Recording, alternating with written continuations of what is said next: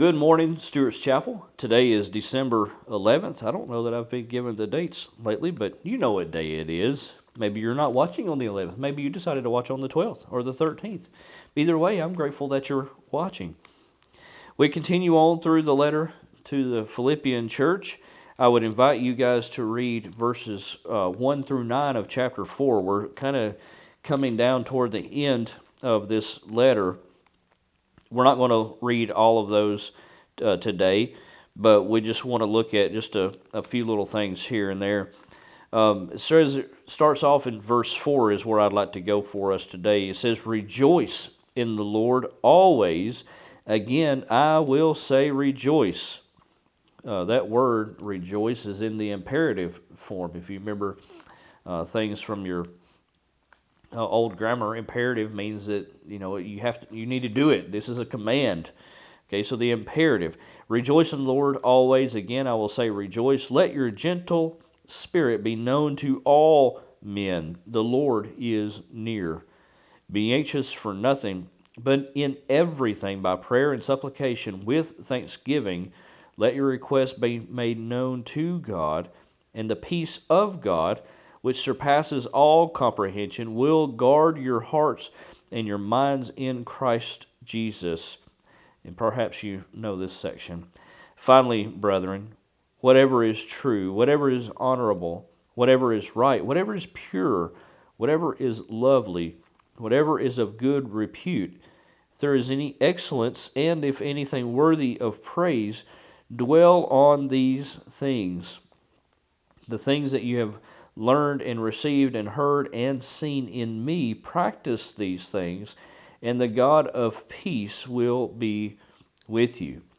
So the first thing we see here is rejoice in the Lord always. And again, I will say rejoice. Let your gentle spirit be made known to all men. Well, this gentle spirit, I'm afraid, is lacking for a lot of us. Brother Don, I keep referring to Brother Don. As I mentioned before, he's like my Paul. I'm kind of his Timothy, so to speak. But was talking not long ago that he basically his prayer for this coming year is to have boldness, but not just boldness, but boldness with mercy. You see, so many of us, maybe we do have boldness. Maybe we have our loud mouths or whatever it may be, but yet we lack in the area of mercy. He's saying here, let your gentle spirit be made known to all men. I don't think that just applies then to rebuking a believer who's a brother or sister that you love, even in doing so with mercy.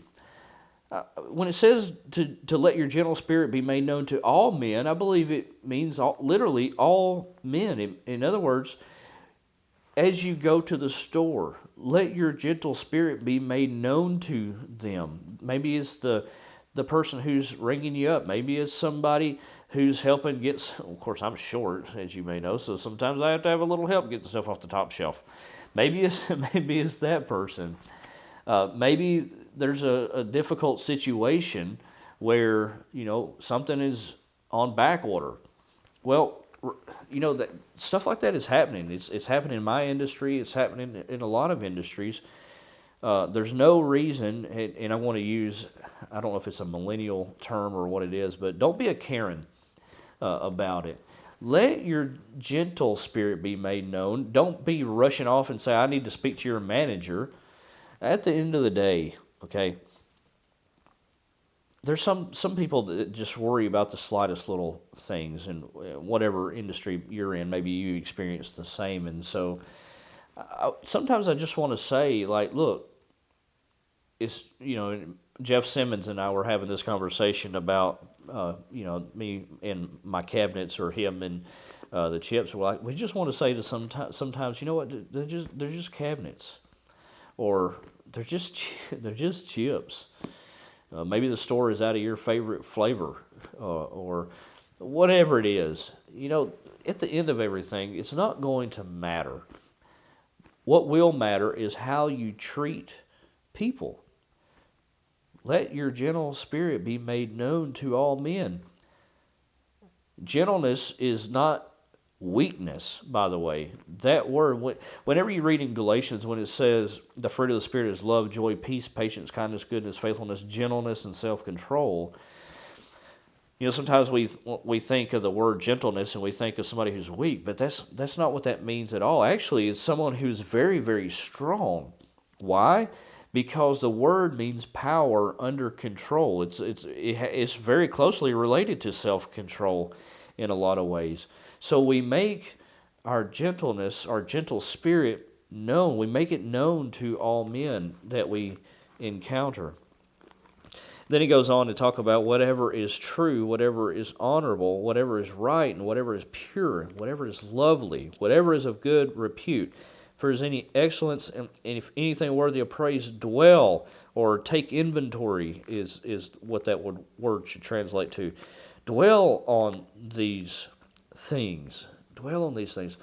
Listen, I know how easy it is to get, especially when tensions are so high in our society right now anyway, with whether it's politics or frustrations with COVID or whatever it may be. I understand how frustrating things can be. But how is it that we make our gentle spirit known to all men? I think it's connected to this thing right here. One, before even in chapter 2, as we see that we are to have the attitude which was in Christ. He humbled himself, became obedient to the point of death, even death on a cross. He didn't take something, equality with God, something to be grasped, but he emptied himself. And so, how do we let our gentle spirit be made known? I think it's by having that kind of an attitude of humility, and I think here that it's also having this, in a very practical sense, the dwelling on these things, the true things, the honorable or the right things, the pure things, the lovely, whatever is of good repute, any excellence or anything worthy of praise, dwell on these things. If we can really keep our mind focused on these things, and I believe that letting our gentle spirit be made known to all men, it won't be an issue. That's my challenge for you today. May you have a blessed one.